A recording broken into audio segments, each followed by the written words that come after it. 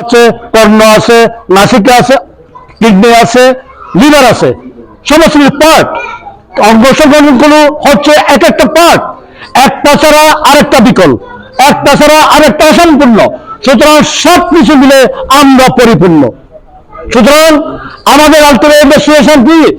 আমাদের ultimate destination হচ্ছে, আমাদের লক্ষ্য হচ্ছে, আমাদের আশা হচ্ছে আমরা শহীদ সালাউদ্দিন কাদের চৌধুরীর সুযোগ্যত্তরসূরি জনাব খন্দকার কাদের চৌধুরীকে সংসদে প্রেরণ করা। সুতরাং আমরা সবাই ঐক্যবদ্ধ, কিন্তু বিভিন্ন প্ল্যাটফর্মে আমরা কাজ করছি। আজকে আমি ছাত্র রাজনীতি করেছি, 12 সরকারি চাকরি বাকরি মোটামুটি আমার ভাগ্য ঘটেছে, আমি করেছি। কিন্তু আমি লক্ষ্য করছি জিয়া মঞ্চের যে তৎপরতা, জিয়া মঞ্চের যে কার্যক্রম, জিয়া মঞ্চের যে মুভমেন্ট, জিয়া মঞ্চের যে অ্যাডভেঞ্চার অসাধারণ এবং প্রশংসনীয়।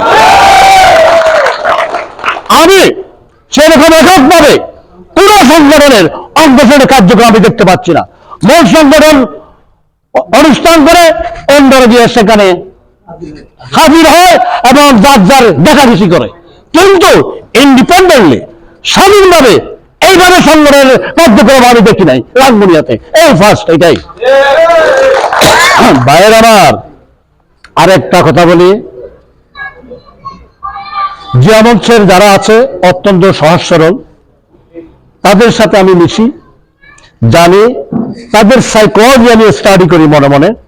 আমি আবার মানুষের বলে আমি নাকি সাইকোলজি মাস্টার নাকি, হ্যাঁ আমি বুঝি এরা অত্যন্ত ভদ্র, অত্যন্ত মায়িক, এরা কর্মঠু, এরা অ্যাক্টিভ অ্যান্ড এনার্জেটিক, এরা সমস্ত কাজ এগিয়ে দেয়। সুতরাং নাম অত্যন্ত এটা জিয়া মঞ্চ গুরুত্বপূর্ণ। জিয়া মঞ্চের নেতৃত্বে যিনি আছেন সেন্ট্রাল কমিটির কেন্দ্রীয় সভাপতি জনাব আব্দুল সালাম সাহেব, ওনার সাথে আমার ব্যক্তিগত সম্পর্ক আছে, ওনার সাথে আমার মেয়ের পরিবারের ঢাকার ব্যক্তিগত সম্পর্ক আছে।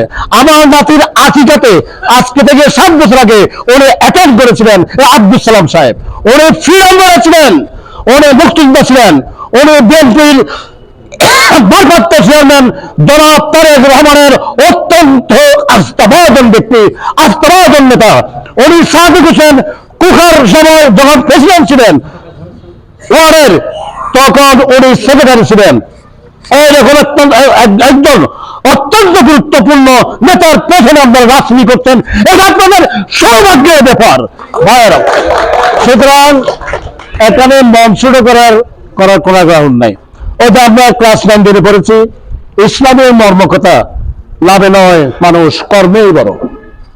আপনার সমাজে একটা অনেক পরিবার আছে না, মানে একটা পশ্চাৎ পরিবার, সেখান থেকে যদি একজন বিশ্ববিদ্যালয়ের শিক্ষা করে আছে, একজন বিসিএস ক্যাডার উঠে আসে, একজন ডাক্তার ইঞ্জিনিয়ার উঠে আসে, তাহলে এটা অবশ্যই সেই পরিবারকে মানুষ হিসাব করে। কর্ম কর্ম কর্ম কর্ম, আরো বেশি বলার আমি বললাম না। তবে সমাজে কেউ বিশ্ববিদ্যালয় নৈরাজ্য এগুলো আপনারা করবেন না।